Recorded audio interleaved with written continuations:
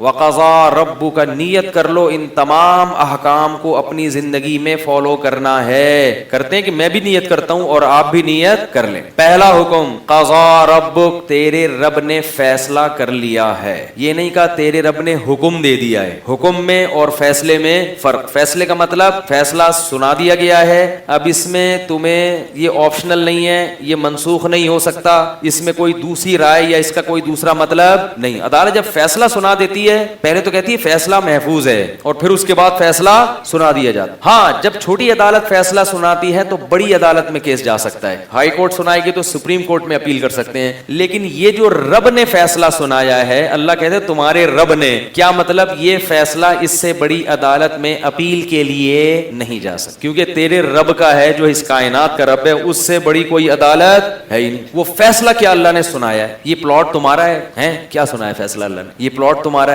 یا روزانہ اتنے پیسے کمایا کرو، کچھ بھی ہو سکتا تھا نا. فرمایا اللہ تعبدوا الا اللہ، عبادت صرف کس کی ہوگی، توحید. اور دوسرا فیصلہ وبالوالدین احسانا، والدین کے ساتھ اچھا سلوک کرنا پڑے گا. یہ رب کا فیصلہ ہے، اس میں کوئی دوسرا آپشن نہیں. اس میں لیت و لعل سے کام نہیں لے سکتے. میرے باپ نے مجھے تکلیف دی، میری ماں نے مجھ سے ایسا سلوک کیا، میں نہیں، بوڑھے ہو گئے مجھ سے پلتے نہیں ہیں، کھانستے ہیں، ٹی وی کی بیماری پھیل رہی ہے ان سے، ایکچولی مجھے اپنے بچوں کو بھی دیکھنا ہوتا ہے اور میں جناب جاب بھی کرتا ہوں اور اتنے سارے کام ہے. ابا کو میں اگر اولڈ ہاؤس میں جمع کرا دوں تو کیا جا رہا ہے اس میں، اولڈ ہاؤس میں جمع کرنا اچھا سلوک ہے ان کے ساتھ. بعض لوگوں کی نظر میں اچھا ہے، بعض لوگ کہتے ہیں کہ ان کی وہاں کیئر زیادہ اچھی ہو سکتی ہے. تو یاد رکھو وَزَيَّنَ لَهُمُ الشَّيْطَانُ أَعْمَالَهُمْ، قرآن کہتا ہے کہ شیطان کسی بھی برائی پہ اچھائی کا لیبل لگا کے اس کو مزین کر دیتا ہے. یہ شیطانی کام ہے. اس سے بڑی باپ کی اور ماں کی کوئی توہین نہیں ہے کہ بڑھاپے میں آپ ان کو اپنے آپ سے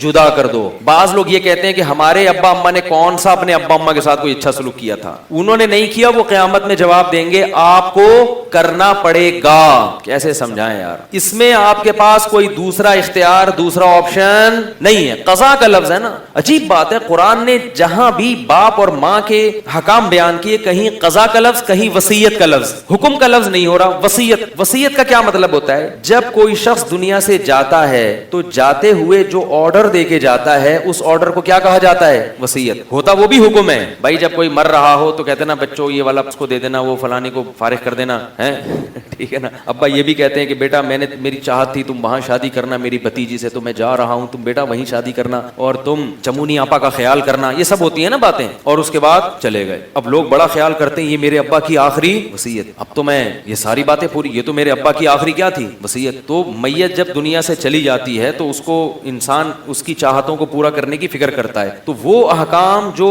پہلے دیے ہوں ان کو اتنی اہمیت نہیں، جو عین مرنے سے پہلے کہے ہوں ان کو بہت زیادہ اہمیت دی جاتی ہے. ایک تو یہ وصیت میں اور عام حکم میں یہ فرق ہے کہ وصیت کو بہت زیادہ اہمیت بولو بھائی دی جاتی ہے. دوسری عام حکم میں اور وصیت میں فرق یہ ہے کہ وصیت منتخب احکام کی ہوتی ہے، یعنی جب آپ مرنے لگتے ہیں تو ایسا نہیں کہ بہت ساری باتیں اپنے اولاد سے کریں. آپ کو پتا ہے ابھی ٹائم میرے پاس کم ہے، سلیکٹڈ بہت ہی خاص باتیں. یہ نہیں کہیں گے اب بیٹا میں مر جاؤں تو وہ دیکھو کوفتے رکھے ہوئے فریج میں خراب نہ ہو جائیں کھا لینا، وہ ہے بھائی. یہ بھی تو جب آپ سفر پہ جا رہے ہوتے ہیں بتاتے ہیں نا بیٹا فریج میں کوفتے رکھے ہوئے، مرغی کے انڈے کہیں خراب نہ ہو جائیں، اور ہاں وہ تمہاری نانی دیسی گھی لے کر آئی تھی وہ کھا لینا ورنہ پڑوسیوں کو دے دینا. یہ عام نارمل احکام ہوتے ہیں. مرتے ہوئے آپ اس قسم کی باتیں سلیکٹڈ احکام ہوتے ہیں جو بہت اہم، جو آپ کی نظر میں سب سے زیادہ امپورٹنٹ ہوتے ہیں، سب سے زیادہ اہم. بڑی بڑی باتیں، جائیدادوں کے مسئلے، کہیں خون خرابہ نہ ہو اولاد میں، اس قسم کی چیزیں. تو اللہ اچھا دو فرق ہو گئے وصیت میں اور عام حکام میں. تیسرا فرق، وصیت میں منسوخ ہونے کا احتمال. بھائی میں نے آپ کو جیتی جاگتی حالت میں کوئی حکم دیا یار یہ کر لو، یار یہ کر لو، یوں کر لو، اس کے بعد میں آپ کو منع بھی تو کر سکتا ہوں نا.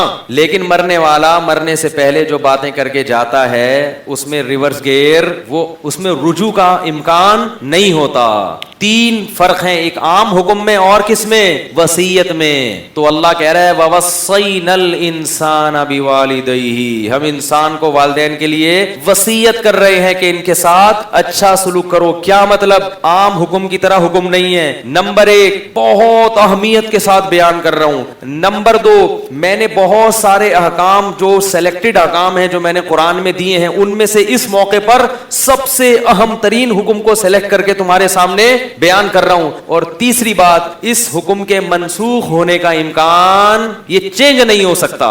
قرآن میں بہت سے احکام ہیں جو خود اللہ نے چینج کر دیے. یہ والا چینج, شراب کا حکم آیا کہ صرف نماز میں نہیں پیو, باقی پی سکتے ہو, اجازت دی, پھر بعد میں باقی بھی کیا کر دی, منسوخ کر دی, بالکل ہمیشہ کے لیے حرام کر دی. عورت کی عدت پہلے 2 سال ہوا کرتی تھی, قرآن نے اس کو بیان کیا, مگر اسلام نے پھر وہ عدت منسوخ کر کے 4 مہینے 10 دن کر دی. اتنی لمبی عدت نہیں ہوگی. اور اتنی بڑی مثالیں ملتی ہیں. روزہ پہلے آپشنل تھا, رمضان میں کہا کہ روزہ رکھو, چاہے تو فدیہ دے دو, بعد میں کہا فمن شہد منکم الشہر فلیصم, اب رمضان کا مہینہ پایا تو روزہ رکھنا پڑے گا. فدیہ صرف بیمار آدمی دے سکتا ہے. تو لیکن وصیت کے لفظ نے بتا دیا کہ والدین کے ساتھ حسن سلوک والا حکم چینج, بولو بھائی, نہیں ہو سکتا. تو قضاء کا لفظ بھی کہ فیصلہ کر دیا, یہ فیصلہ ہو گیا, اب نہیں. فیصلہ ہوتا ہے بڑے دلائل سننے کے بعد, بہت غور و فکر کے بعد جا کے آخر میں جو فیصلہ ہوتا ہے. تو اللہ فرماتے ہیں گویا یہ میں نے فیصلہ کر دیا ہے, اب اس میں تم جتنے بھی دلائل دو گے نا اس کے خلاف, وہ دلائل کالعدم ہیں. گویا کہ میں پہلے وہ سب چیزیں سوچ چکا ہوں, گویا اب ساری چیزیں پہلے. اللہ کو تو سوچنے کی ضرورت نہیں, ایک مثال ہے. تو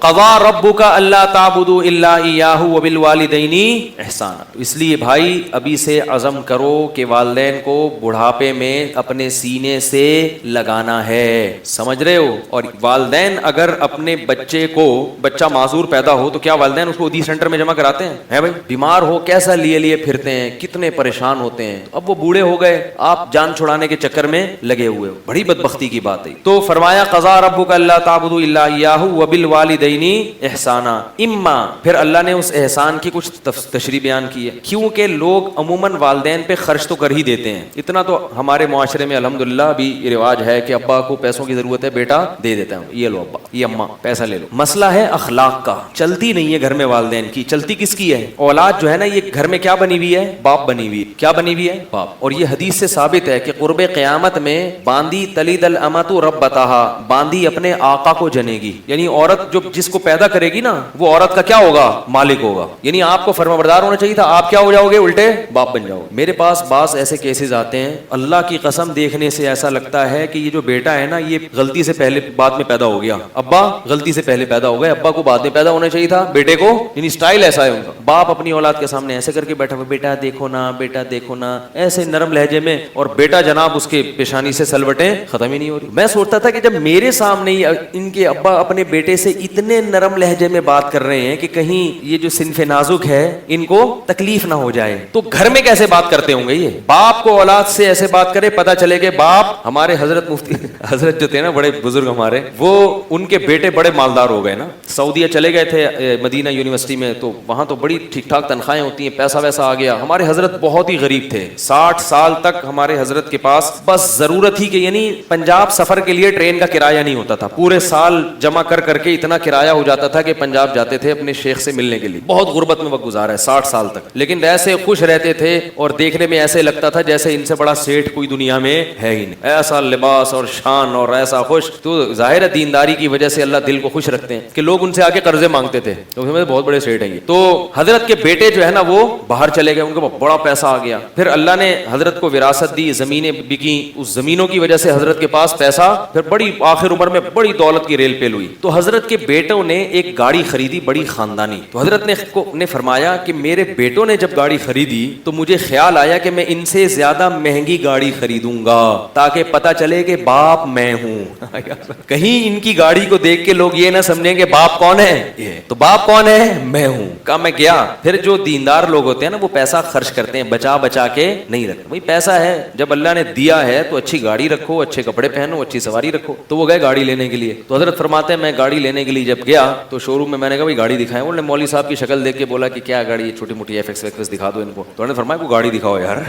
تو حضرت کا پھر اسٹائل ہی الگ تھا. تو وہ کہنے لگے یہ آپ کی رینج کتنی ہے؟ حضرت فرمایا رینج کو چھوڑیں, گاڑی دکھائیں گاڑی. کئی دفعہ جب ایسا ہوا نا, حضرت کے بیٹے بھی ساتھ تھے جب یہ حضرت گاڑی خریدنے کے لیے گئے, تو وہ بھی یہ چاہ رہے تھے کہ ابا کی گاڑی ایسی ہو کہ دیکھنے میں ابا کیا لگیں, ابا لگیں, کہ یہ ابا ہیں اور یہ کیا ہے. آج بیٹے کے پاس اتنی لگژری گاڑی ہوتی ہوتی ہے اور ابا موٹر سائیکل پہ جا رہا ہو. کتنے افسوس کی بات ہے یار, کتنے افسوس کی بات. تو بھائی ان کو بھی کچھ اچھا پہناؤ. بولے جب اللہ نے مجھے دیا تو آپ, نبی صلی اللہ علیہ وسلم نے فرمایا انت ومالک لابیک, تم بھی, تمہارا مال بھی تمہارے باپ کا ہے. اگرچہ باپ زبردستی نہیں لے سکتا اولاد سے, اس حدیث کا یہ مطلب نہیں ہے کہ مالکانہ حقوق حاصل ہو گئی, ایک اخلاقیات ہیں, تربیت دی جا رہی ہے. اور مسئلے کی روح سے باپ اگر خود کفیل ہے اور اپنے خرچے بھرپور طریقے سے پورے کر سکتا ہے تو پھر اولاد پر, باپ پر خرچ کرنا واجب نہیں ہے. مسئلہ خوب سمجھ لیں, کیونکہ پھر والدین بھی ان چیزوں کا ناجائز فائدہ اٹھانا شروع کر دیتے ہیں. سمجھ رہے ہیں, وہ بھی اولاد کو پورا سرنج سے نا, وہ کہہ رہے ہیں وہ بیان میں آیا تھا کہ تم پورے میرے ہو تو تمہارا خون بھی کس کا ہے, میرا ہے, اور تمہارے پھیپھڑے بھی کس کے ہیں, گردے کلیجی سب چانپے وہاں پہ سب بک جاتی ہیں اولاد. تو اس لیے شریعت نے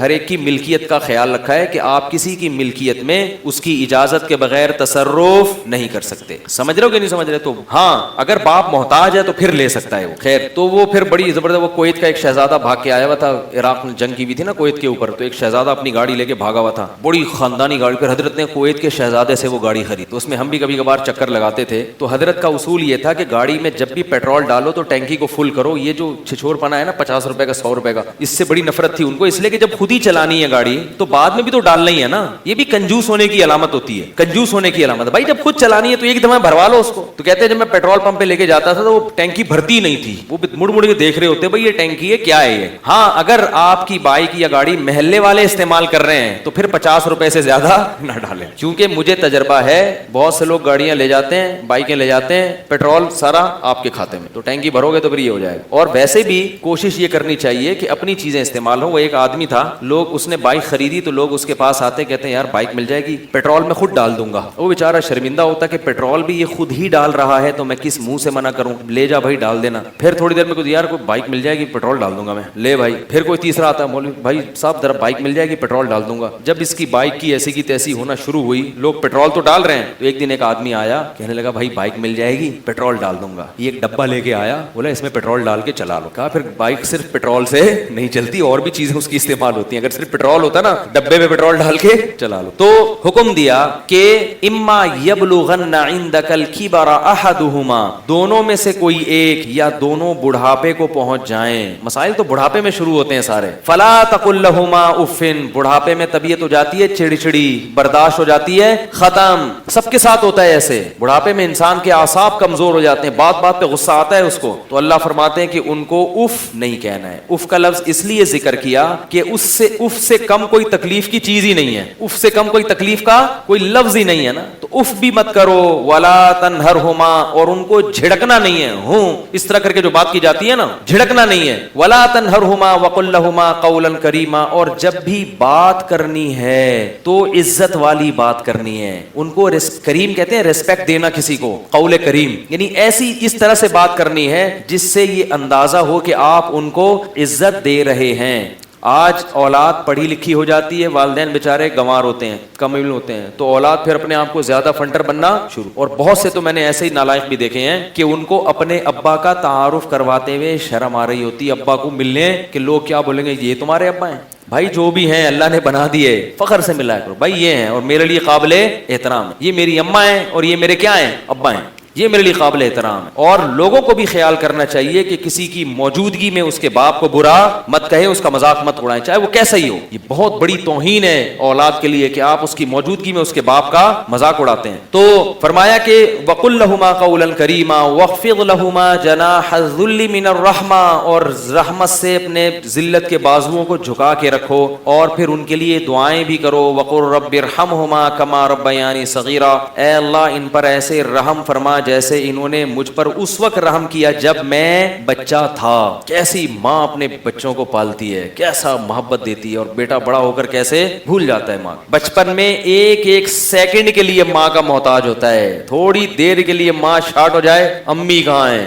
ہمیں یاد ہے ہم جب اسکول سے گھر آتے تھے نا تو سب سے پہلے امی چاہیے ہوتی تھی, 4تھی 5ویں کلاس میں. لوگ کہتے تھے ابو ہیں آ رہے ہیں, کہ نہیں ابو نہیں چاہیے. بچپن میں کردار ماں کا, بڑے ہو کر پھر ابو کی ایک الگ ویلیو بن جاتی ہے. بچپن میں کون چاہیے, ماں چاہیے, کیونکہ جو ماں سینے سے لگاتی ہے, جو محبت دیتی ہے وہ باپ بچپن میں دے. باپ تو سہارا دیتا ہے کہ چھت میسر کر دیتا ہے, اور ماں کو عزت کے ساتھ اولاد کو پالنے کا موقع دیتا ہے. لیکن مانوس بچہ کس سے ہوتا ہے, کیونکہ جو ٹوٹ کے محبت ماں کرتی ہے وہ باپ کر ہی نہیں سکتا نا بچپن میں. نے. وہ اللہ نے ماں کو جس قسم کی جذباتی محبت دی وہ باپ کی محبت ہوتی ہے, کافی سوچنے سے سمجھ میں آتی ہے وہ, ٹھیک ہے نا, آدمی کافی سوچتا ہے تو اندازہ ہوتا ہے اس میں بھی ہے, سب محسوس ہو رہا ہے کہ ابا بھی محبت کرتے ہیں, جذباتی نہیں ہے نا وہ. ماں ایک دم رونا دھونا اور ایک دم ایک سیکنڈ کے لیے ماں کا محتاج ہوتا ہے, ایک سیکنڈ کے لیے. تو بڑے ہو کر کیسے غائب ہوتے ہیں یار, دوسرے ملکوں میں چلے جاتے ہیں, فون بھی نہیں کرتے ماؤں کو. ایسے بدبخت لوگ ہیں. چند سال پہلے کی بات ہے, کسی کے ابا بیمار ہو گئے تو وہ لندن چلے گئے تھے وہ صاحب, تو کسی نے فون کیا یار ابا تمہارے بیمار چل رہے ہیں آؤ, تو اس نے کہا ادھر ہی بھیج دو, میں یہاں ان کو اولڈ ہاؤس میں داخل کرا دوں. مسلمان ہو کے ایسی باتیں کر رہے ہو یار. تو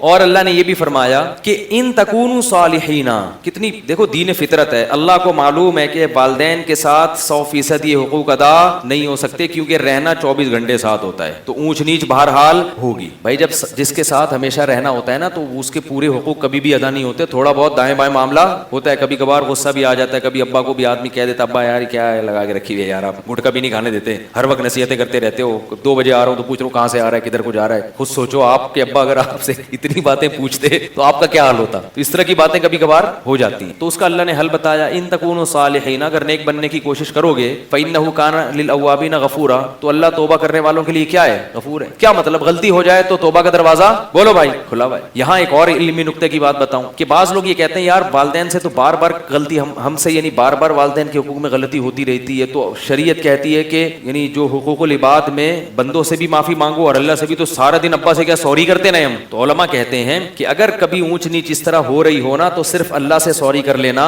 کافی, بار بار والدین سے سوری کرنے کی ضرورت چھوٹی موٹی باتوں میں, سمجھ رہے ہیں, صرف اللہ سے معذرت کر لینا یعنی توبہ کر لینا بولو بھائی کافی ہے. اگر اونچ نیچ صبح شام کچھ اس طرح کی کبھی کبھار ہو جاتی ہے تو بس ایک آدھ دفعہ, زیادہ بڑی بات ہو گئی تو پھر ابا اماں سے بھی یار بول لیا کرو, خدا کا واسطہ یار آ تو رہی ہے لیکن بول کیوں نہیں رہے. تو اللہ سے توبہ استغفار بہرحال ضروری. میرا بھی ایک دفعہ واقعہ ہے کہ وہ میں دور حدیث کر کے آیا, مجھے اس واقعے پر اللہ کا شکر ہے, اتنا سکون ملتا ہے کہ میرے جیسے نالائق کو اللہ نے, میں نے کوئی بہت خدمت نہیں کی اپنے والدین کی, بڑا نالائق ہوں میں, لیکن کوشش کی کہ ہو جائے. بس وہ ہمارے والدین صحت میں ہی چلے گئے دنیا سے, کوئی خدمت لی نہیں انہوں نے, اور پتہ نہیں ہم اس آزمائش میں پورے اترتے بھی کہ نہیں اترتے اگر وہ خدمت لیتے, ہم تو نالائق لوگ ہیں. لیکن اتنا کام الحمدللہ اللہ نے کروا دیا کہ ایک دفعہ مجھ سے والد صاحب کے حق میں کچھ تھوڑی سی اونچی آواز سے بات ہو گئی. میں گھر آیا تو پھڈے باز تھا, میں مولانا بن چکا تھا, کہیں آ کے میرا کہیں پھڈا شڈا ہوا تو ابا نے آ کے تسلی سے جھڑ دی اور اس کی سائڈ لینے لگے. اب میری اس میں بے عزتی ہو رہی تھی کہ ابا ایک تو میں لڑ رہا ہوں اس سے, غلطی اس کی, اور ابا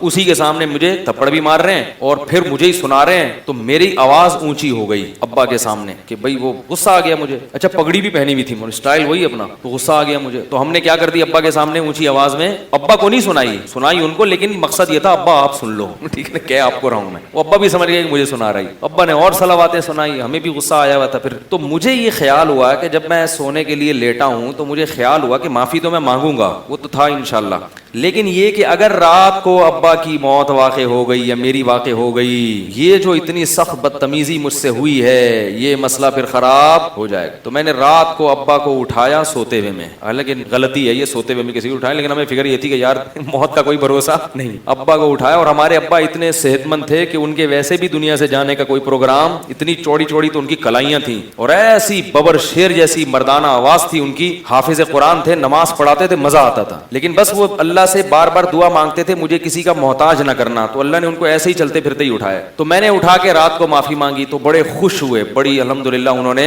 دعائیں دی, اور اللہ کی قدرت کے تھوڑے دنوں میں اچانک ان کا انتقال. تو وہ تو موت تو برحق ہے, افسوس تو ہوتا ہے, لیکن ایک ہی چیز کی خوشی تھی کہ اگر میں اس وقت معافی نہ مانگتا تو دل میں ہمیشہ کے لیے کہ اللہ نے میرے جیسے نالائق پر, انتہائی کم درجے کے انسان پر کتنا بڑا احسان کروا لیا کہ ایک آواز جو میری اونچی ہوئی تھی اللہ نے معافی مانگنے کی توفیق دی. بہت اللہ کا شکر ادا کرتا ہوں. ویسے تو ہم کوئی اتنے خدمت گزار نہیں تھے اور کچھ نہیں تھا, لیکن چلو بدتمیز بھی نہیں تھے نا, یہ بھی بڑی غنیمت ہے کہ اللہ نے کس سے بنا لیا, بدتمیزی سے بچا لی. تو میں سمجھتا ہوں کہ شاید اللہ جو ٹوٹا پھوٹا مجھ سے کام لے رہا ہے وہ اسی کی برکت ہے کہ اپنے بڑوں سے اگر کبھی اونچ نیچ ہو گئی تو ہم نے سوری کرنے میں الحمدللہ کنجوسی سے کام بولو بھائی نہیں لیا. بس اتنا ہے, یہ نہیں کہ ہم کو بہت خدمت گزار یا ہر وقت جی حضور میں لگے رہے. ہو گئی تو سوری کرنے میں کنجوسی سے کام. ویسے جو نیک لوگ ہوتے ہیں وہ تو بچاتے ہیں اپنے آپ کو ان چیزوں سے, وہ اس یہاں تک نوبت پہنچتی نہیں ہے. تو اس لیے میرے بھائی اللہ نے بہت بڑا حق بیان کیا اور اللہ نے قرآن میں کیا کہہ دیا. اور یہ چیزیں بھی ہم نے مولویوں سے ہی سیکھی تھیں. اسکول کالجز نے ہمیں بدتمیز بنایا تھا. نہیں آ رہی میرے خیال میں. جب میں کالج میں گیا ہوں تو جو تھوڑی بہت تمیز ہم نے گھر میں سیکھی تھی وہ سب کیا ہو گئی؟ تیل ہو گئی. تعلیم تو آئی مگر بدتمیزی بھی. تو مدرسے میں گئے تو پھر یہ چیزوں کا خیال آیا کہ بھائی یہ غلط ہے. کالج میں باتیں کس قسم کی ہوتی تھی؟ کالج میں ہم NCC کی ٹریننگ نہیں ہوتی تھی پہلے، فوجی ٹریننگ ہوتی تھی، اس وہ ٹریننگ کر رہے تھے تو ایک لڑکا ہمارے ساتھ بیٹھا ہوا پریڈ میں دوسرے سے کہہ رہا ہے بھائی یار میں جب بھی گھر جاتا ہوں میرے ابا مجھے چھیڑتے بہت ہیں. دوسرا کہتا ہے تو نے ایسے ابا پالے ہوئے کیوں ہیں؟ یہ کالج میں باتیں ہو رہی. تو بچہ کیا سیکھے گا؟ تو یہی سیکھے گا آزاد خیال آزاد. تو جب مدرسے گئے ہیں ہمارے گھر کا ماحول بدتمیزی والا نہیں تھا الحمدللہ، لیکن کالج میں جا کے سب تیل ہو جاتا. میں یہ نہیں کہہ رہا کالج نہ پڑھیں، مگر کالج پڑھیں تو ساتھ ساتھ علماء سے تعلق بھی رکھیں، وہ بھی ضروری ہے، لیکن ساتھ ساتھ تہذیب سیکھنا بھی. علماء سے تعلق مطلب مجھ سے رکھیں، میں خود سیکھنے کا محتاج ہوں بزرگوں سے. تو میں تو آپ کو تھوڑی ایک گائیڈ کر رہا ہوں کہ علماء سے اہل اللہ سے جا کے تعلق رکھو. ہمیں خود بھی کنٹرول نہیں ہے اپنے اوپر. لوگ مجھے کہتے ہیں بہت اچھے اخلاق ہیں، کبھی آپ معاملہ پڑھے تو پتہ چلے گا آپ کتنے اچھے اخلاق ہیں. سیدھی سی بات ہے، ہم تو ٹکا دیتے ہیں بھائی، ٹھیک ہے نا، بعد میں سوری کر لیں گے. لیکن اچھا خیر. تو اللہ تعالیٰ نے کیا فرمایا کہ اگر کبھی غلطی ہو جائے فَإِنَّهُ كَانَ لِلْأَوَّابِينَ غَفُورًا، تو توبہ کا دروازہ کھلا ہو. 10 دفعہ غلطی ہوتی ہے 10 دفعہ توبہ کرو، 100 دفعہ غلطی ہوتی ہے 100 دفعہ توبہ کرو. مفتی طارق مسعود صاحب کے بیانات سننے کے لیے youtube.com/مفتی طارق مسعود کو سبسکرائب کریں، اور اگر آپ لائیو ویڈیو کو کبھی بھی مس نہیں کرنا چاہتے ہیں تو سبسکرائب کرنے کے بعد بیل آئیکن پہ کلک کرنا مت بھولیں. جزاک اللہ. ان کا جرم یہ تھا کہ انہوں نے رسول کی نافرمانی کی. اللہ نے ان کو بہت بڑی پکڑ میں پکڑ لیا. اس پر بات چل رہی تھی کہ ان قوموں نے رسول کی نافرمانی کو ہلکا جرم سمجھا، بڑا جرم نہیں سمجھا. آج بھی ایسا ہی ہے کہ ہم اور آپ ملکی قانون کو توڑنا اس کو بھی بڑا جرم سمجھتے ہیں. ہم اور آپ باپ کی نافرمانی کو بھی بڑا جرم سمجھتے ہیں، ماں کی نافرمانی کو بھی، بیوی کی بات نہ ماننا، اولاد کی بات نہ ماننا، یونائٹڈ نیشن کے لاء کو فالو نہ کرنا، ان سب چیزوں کو بڑا جرم سمجھا جاتا ہے. لیکن اگر سب سے ہلکا جرم سمجھا جاتا ہے کسی بات کو تو وہ خدا کی نافرمانی، اللہ کی نافرمانی. تو یہ بات خوب سمجھ لینی چاہیے کہ اللہ کی نظر میں جو سب سے بڑا جرم ہے وہ کیا ہے؟ اللہ کی نافرمانی. یہی وجہ ہے کہ باپ کی نافرمانی پر جو سزا ملتی ہے وہ بہت زیادہ ہے. ایسی سزا ملتی ہے جو باپ بھی شاید نہیں چاہتا ہو. آپ اگر باپ اور ماں کے ساتھ برا سلوک کریں گے تو اس کی سزا اللہ نے آگ رکھی ہے. حالانکہ اگر کوئی اپنے والدین کو کتنا بھی ستائے، میں کہتا ہوں قتل بھی کر دے اگر خدا نخواستہ، تو اگر باپ کو زندگی دی جائے تو وہ زیادہ سے زیادہ اپنی اولاد کو قتل کر دے گا، جائیداد سے آگ کر دے گا. کوئی بیٹا خدا نخواستہ اٹھ کے اپنے باپ کو مار دیتا ہے اور اللہ اس باپ کو دوبارہ ایک زندگی دے دیتے ہیں، اٹھ کے تو انتقام لے لے، تو کیا انتقام لے گا؟ قتل کر دے گا، جائیداد سے آگ کر دے گا، گلا دبا کے مار دے گا، اذیت سے قتل کر دے گا. یہی ہوگا نا. میرا خیال ہے کوئی بھی اس پہ راضی نہیں ہوگا کہ آگ میں ڈال دیا جائے اور جلتے رہنے دیا جائے، اس کی چیخوں پہ ترس بھی نہ آئے. لیکن عجیب بات ہے، اللہ نے ماں کی نافرمانی، باپ کی نافرمانی، ان چیزوں پہ بہت بڑا عذاب رکھا ہے.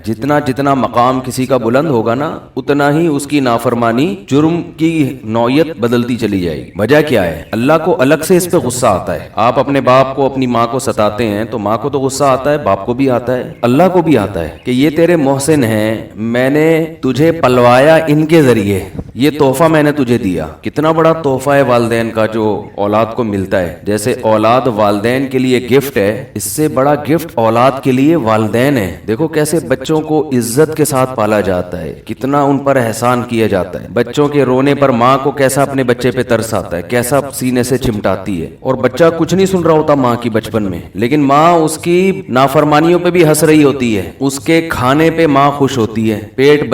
روٹی بچہ کھا رہا ہے، پیٹ ماں کا بھر رہا ہے. اور یہ 2-3 دن کی بات نہیں ہوتی، ساری زندگی ایسا شیلٹر ملتا ہے نا، ایسا تحفظ ملتا ہے. یعنی اگر یوں کہا جائے کہ دنیا میں کسی کو اس سے زیادہ محبت کسی سے ہو نہیں سکتی جتنی والدین کو اولاد سے ہوتی ہے، تو یہ دعویٰ غلط نہیں ہو، اس سے زیادہ ممکن نہیں ہے. اور بالکل ایسی محبت جس میں کوئی مفاد پرستی نہیں ہے، ورنہ جو جس سے محبت کرتا ہے اس کے پیچھے کوئی لالچ ہوتی ہے، یہ اپنا مفاد ہوتا ہے، الا ماشاء اللہ. تو ان کا تو بھائی جو انہوں نے احسانات کیے ہیں ان احسانات کا تو تقاضا یہ تھا کہ ساری زندگی ان کے قدموں میں گرا رہتا تو بھی ان کا حق ادا نہیں کر سکتا, ممکن نہیں ہے. آج ایک آدمی نے کہا کہ بیوی اور ماں میں جھگڑا ہو گیا, ہوتا ہے گھر میں بیوی اور ساس میں تو چلتے ہیں, تو بات ختم ہو گئی. پھر تو ان کی بھی تھوڑی آواز اونچی ہو گئی ماں کے ساتھ, غلطی ماں کی تھی, کہتے پھر میں نے معذرت کی ماں سے, ماں نے معاف کر دیا, ٹھیک ہے بھائی ہو گیا ختم کرو. لیکن بیگم ناک بنا کے بیٹھی ہوئی ہیں, وہ کہہ رہی ہیں نہیں مجھے الگ گھر چاہیے. میں نے کہا چلو دے دو الگ گھر کر دو تاکہ یہ دوبارہ چپکلس نہ ہو. نہیں جی تم نے ماں سے ملنے بھی نہیں جانا, الگ گھر ہوگا میرے ساتھ ہی رہو گے آپ, ماں سے آپ کو ملنا نہیں, اور بچوں کو بھی ماں سے نہیں ملانا. جو میرے بچے ہوں گے وہ بھی نانی دادی سے, اچھا میرے پاس جب بھی آیا کریں تو میرا موڈ دیکھ کے آیا کریں, موڈ دیکھا کریں. میرا نا میٹر پھر بعض دفعہ ایسا شارٹ ہو جاتا ہے کہ میں بہت الٹے مشورے دینا شروع کر دیتا. مجھے ایک دم سے غصہ آ گیا, میں کہا کیا بولوں, پھر وہ یہاں تو نہیں بول سکتا. میں نے کہا ایسی کی تیسی یار, ایسی کی تیسی میں آپ مزید کچھ گھر جا کے ڈال لیے گا, جو کچھ ڈال سکتے ہیں اس میں ڈالیں وہ کم ہے. کہنے لگے نہیں وہ تو یہ ہے, وہ میری وائف تو بہت بڑی آفیسر ہے وغیرہ ہے وغیرہ ہے وغیرہ ہے, ٹھیک ہے نا.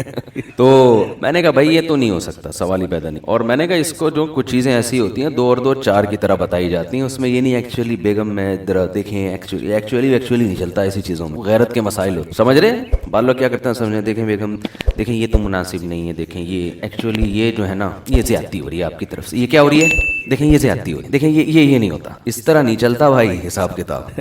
دیکھو اب تک تو ٹھیک تھا بھائی, ہمیں اس سے غرض ہی نہیں ہے کہ غلطی بہو کی تھی یا غلطی ساس کی تھی. جب 2 عورتیں ہوں گی تو اکثر و بیشتر جو میرا بیان سن رہی ہیں ان کے علاوہ وہ لڑتی ہیں آپس, تو چھوڑو یار جس کی بھی غلطی ہے, رکھنا تو دونوں کو ہی ہے نا اماں کو چھوڑیں گے نہ بیگم کو. اب ان باتوں پہ چھوڑنا شروع کر دیں پھر تو میرا خیال ہے بندہ روڈ پہ ڈھکن پہ بیٹھا رہے بس, باہر جا کے گٹر کے, حقیقت ہے نا. اور خاص طور پہ بچے بھی ہو گئے تو اب بچوں کے لیے اماں کہاں سے لاؤ گے. تو اب یہ باتیں ایسی نہیں ہے کہ ان پہ علیحدگیاں ہوں, تو بھائی الگ رکھو یار ایسے موقع پہ, خام خامے بلا وجہ گھروں میں پھوٹ نہ ڈالے جا کے, یعنی کوئی اتنی کنڈیشن ہو جائے. لیکن کچھ باتیں ایسی ہیں کہ اگر بھائی میں ملنے کی بات, میرے بچے بھی ملیں گے میری ماں سے, ماں غلط بھی ہو, غلط پٹیاں بھی پڑھا رہی ہو, بھائی احسانات اتنے زیادہ ہیں کہ ان احسانات کی یہ سزا نہیں دی جا سکتی کہ ملنا چھوڑ دو, بات چیت بند کر دو. بھائی غلط ہے صحیح ہے ہماری بلا سے, بھائی یہ تو ملنا تو ہے نا, احسانات اتنے کر دیے نا. جب بچے تھے اس وقت بولتے اماں تو غلط ہے مجھے عیدی سینٹر میں جمع کرا دے, اماں تو کیا ہے میں غلط گھر میں پیدا ہو گیا تو مجھے کہاں جمع کرا دے, عیدی سینٹر میں. اس وقت تو چپکا رہتا تھا ماں کی گود سے, ذرا سی بات ہوتی تھی ٹیں ٹیں کر کے ماں کو بلاتا ہے, چاہے وہ تھپڑ بھی مارے گی نا, وہ تھپڑ بھی مارے گی تو چپ بھی اسی کی گود میں ہوگا جا کے. ہم نے تو دیکھا ہے مائیں تھپڑ مارتی ہیں پھر وہی کہہ رہی ہیں کہ تو گلے پڑ گیا تھپڑ مار کے تو اور رو رہی ہے, چپ بھی وہی کرا رہی ہوتی ہیں. تبھی تو غصہ آتا ہے ماں کو, کم بخت نہ اس طرح سے خوش ہے نہ اس طرح سے خوش ہے. ماں اور باپ کا جو رشتہ ہے احسانات کے بوجھ تلے انسان دبا ہوا ہوتا ہے, بھول جاتا ہے, اصل میں جب بڑا ہوتا ہے نا تو بھول جاتا ہے. مسئلہ یہ ہے انسان کے ساتھ, اور یہ انسان کی گھٹی میں چیز یہ پڑی ہوئی ہے بھولنا. وَلَقَدْ عَهِدْنَا إِلَىٰ آدَمَ مِنْ قَبْلُ فَنَسِيَا, قرآن کہہ رہے ہم نے آدم سے ایگریمنٹ کیا تھا اس درخت کے قریب نہ جانا, فنسیا بھول گئے, وہ کیا ہو گئے بھول گئے کہ اللہ نے کتنے ایگریمنٹ کیے تھے. تو یہ نیچر ہے انسان کی. ہاں جہاں انسان کی نیچر بھولنا ہے, یاد دلانے پہ یاد آنا بھی انسان کی نیچر ہے. آپ کہہ سکتے ہیں تو ہماری نیچر کا حصہ ہے, تو پھر اگر ہم والدین کے احسانات بھول گئے تو اس میں ہماری کیا خرابی ہے بھائی, یہ تو نیچر ہے. یہ ٹھیک ہے کہ بھولنا نیچر ہے, لیکن جب کوئی چیز بھولتا ہے انسان, یاد دلانے پہ یاد آنا بھی کیا ہے نیچر ہے, بشرطے کہ کوئی یاد دلاتا رہے.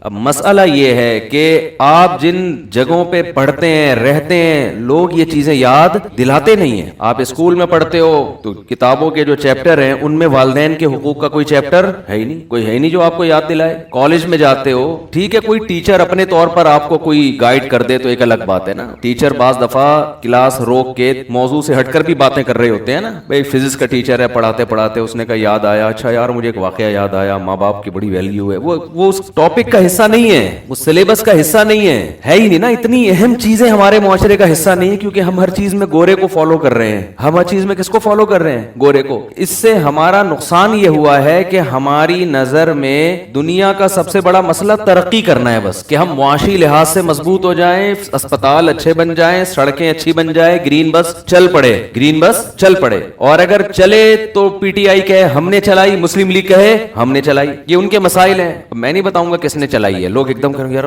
वैसे सही से बता दें चलाई किसने है, ड्राइवर ने चलाई है, सही है। तो हमारा जो मसला बन चुका है ना वो क्या बन चुका है, तरक्की तरक्की हो, तरक्की से मादी तरक्की, पैसा ज्यादा हो, पेट भरा हुआ हो, सेहतें अच्छी हो, खा रहे पी रहे हो। भाई जो सबसे बड़ा मोहसिन है वो अल्लाह है, वो डिक्शनरी से निकल गया, गोरे की लुगत में है अल्लाह है। कभी देखा यूनाइटेड नेशन ने इस पे बहस, बच्चों के हुकूक पर यूनाइटेड नेशन में तंजीमें बनी हुई हैं, सेहत के हवाले से बना हुआ है, विमेन राइट्स पे बनी हुई हैं, हर बहुत यूनाइटेड नेशन को पढ़ने के लिए भी 40-50 साल चाहिए, ठीक है ना। अल्लाह के हुकूक पे भी नहीं, अल्लाह पे है ही नहीं, बहन भाइयों के हुकूक पे नहीं है, माँ के हुकूक, बच्चों के हुकूक पर है। बच्चों के लिए अब्बा अम्मा की क्या जिम्मेदारी है उस पर बोलो नहीं। हाँ बूढ़ों के लिए, बूढ़ा कोई भी हो, अलग से अब्बा अम्मा नहीं है। नहीं यार मेरा ख्याल है बात समझ में, इतना बड़ा फॉल्ट एक मुआशरे में है यार, इतना बड़ा फॉल्ट, और आप कह रहे वो मुआशरा काबिल तकलीद है क्योंकि वो थैंक यू से बात शुरू करते हैं और थैंक यू पे बात अच्छे हंसते मुस्कुराते मिलते, जब भी मिलेंगे बहुत मुस्कुरा, चीज अच्छी बनाते हैं यार। 2 नंबरी नहीं है मुआशरे में, इससे बड़ी क्या 2 नंबरी होगी यार, तुमने खुदा को ही अपनी लुगत से निकाल दिया।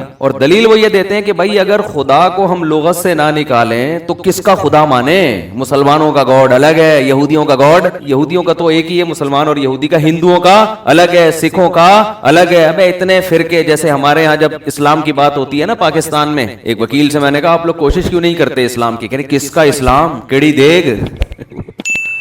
जब भी मैं ये बोलता हूँ ना मुझे वो लतीफा लाजमी याद आता है। एक आदमी दरिया में डूब रहा था तो लोगों ने कहा, कंजूस था, दरिया में डूब रहा था, कंजूस एक नंबर का ना, कभी किसी गरीब को खिलाया नहीं। उस डूबने लगा तो लोगों ने कहा मन्नत मान ले कि अगर अल्लाह ने मुझे बचा लिया तो मैं देख दूंगा। वो नहीं मान रहा था मन्नत, उसने कहा ऐसा ना हो बच गया तो देख देनी पड़ेगी। जब बिल्कुल ही मरने लगा है ना तो फिर उसने मन्नत मान लिया, अल्लाह अगर मुझे तूने इस दरिया में डूबने से बचा लिया तो एक देग मैं गरीबों को खिलाऊं। एकदम लहर आई निकाल के बाहर, जैसे ही बाहर आया कह रहा है कि केड़ी देग है, केड़ी देग, दूसरी लहर ने अंदर, जैसे ही अंदर गया तो कह रहा मैं पूछ रहा था भाई बिरयानी की देग, जर्दे की देग, मीठी या कड़वी, मुझे तफसील तो पूछने दो, फौरन बयान बदल दिया अपना, ठीक है। तो जब भी आप बात करोगे ना पाकिस्तान में इस्लाम नाफिज करो तो हमारा लिबरल तबका कहता है केड़ा इस्लाम, कौन सा, भाई पंजाबी बाज मौके पे बड़ी मजे की लगती है, कौन सा इस्लाम में वो मजा नहीं है, केड़ा इस्लाम इसका बड़ा मजा है, कौन सा इस्लाम भाई, केड़े इस्लाम की बात कर रहे हो। हरी पगड़ी वालों का अलग है, देवबंदियों का अलग है, अहले हदीस का अलग है,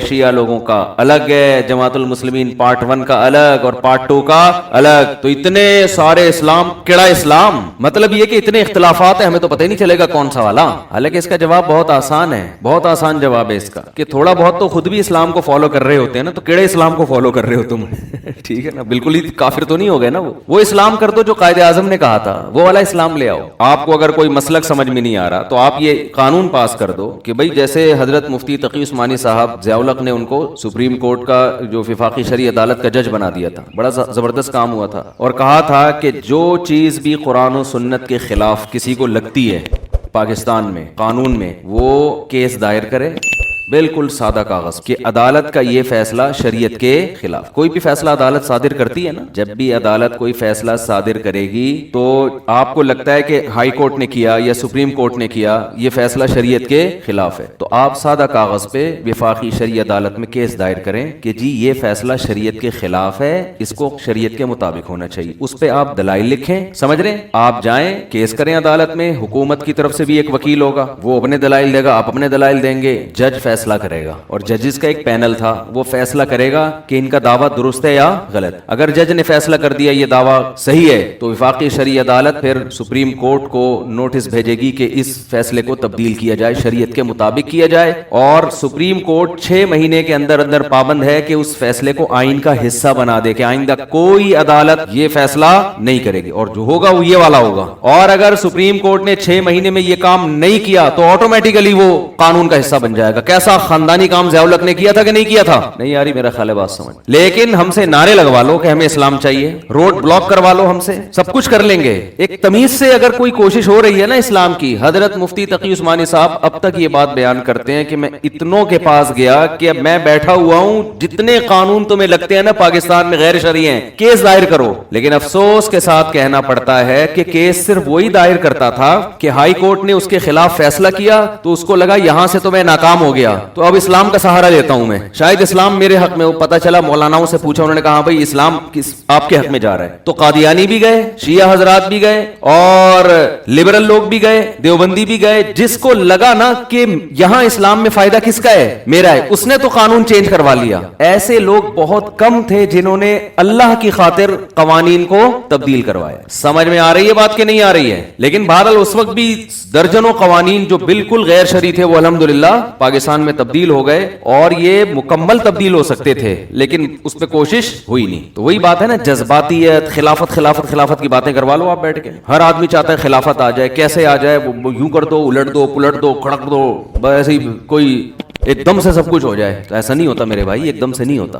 तो एक तमीज, आपका आइन जो है ना, आपका आइन, मैंने कानून पढ़ा है इस्लामिक, जो इस्लामाबाद की इस्लामिक यूनिवर्सिटी, इसमें 10 दिन का कोर्स किया है, पूरे पाकिस्तान का आइन पढ़ा है हमने उसमें। और जो भी वो आइन पढ़ेगा ना, वो कहेगा पाकिस्तान का लॉ आइन जो है ना, वो मजहबी तबके को सपोर्ट करता है। यानी कोई भी लिबरल और मजहबी आदमी अदालत में खड़ा हो जाए ना, तो जीत मजहबी आदमी की होगी, लेकिन वो अदालत में जाता ही नहीं है, समझ रहे हैं? वो रोड ब्लॉक करेगा, कंटेनर रख के धरने मारेगा, वो ये कर देगा, वो बयानात ऐसे जज्बाती करेगा कि ये कर दो, वो कर दो, उसको उड़ा दो, यूं कर दो। तमीज से काम का हमारे यहाँ, और ये सिर्फ यहाँ नहीं है, हर जगह तमीज मार्केट में शार्ट है। मुफ्ती तारिक मसूद साहब के बयानात सुनने के लिए youtube.com/मुफ्ती तारिक मसूद को सब्सक्राइब करें, और अगर आप लाइव वीडियो को कभी भी मिस नहीं करना चाहते हैं तो सब्सक्राइब करने के बाद बेल आइकन पे क्लिक करना मत भूलें। जज़ाकल्लाह।